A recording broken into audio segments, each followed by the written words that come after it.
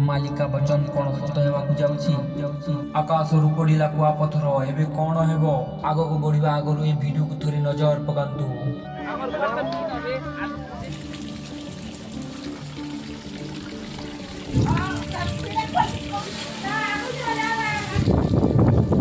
जय जगन्नाथ बंधुगण आज आकाश जो भली भाव में कुआपथर वर्षा होती चाषी मुंडरे चड़क पड़ी आ घर द्वार भांगी जाइए कौन कौन साधारण घटना ना यह पछरे रही महापुरुष अच्युतानंद मालिकार कौन बड़ संकेत।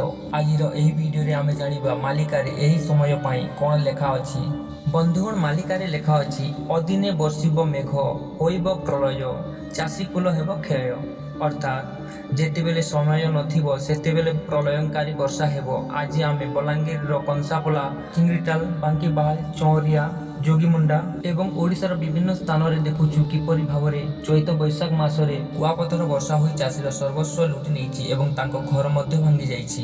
कोन एहा कलिजुग शेषर संकेत मालिका अनुसार प्राकृतिक विपर्यय बढ़िबा सहित मनुष्यर दुख मध्य बढ़िबो किंतु महापुरुष कहिसंती जो माने धर्म पथरे थिबे एवं प्रभु जगन्नाथ को विश्वास करथिबे सेमानंकु प्राकृतिक विपर्यय रक्षा मिलिबो।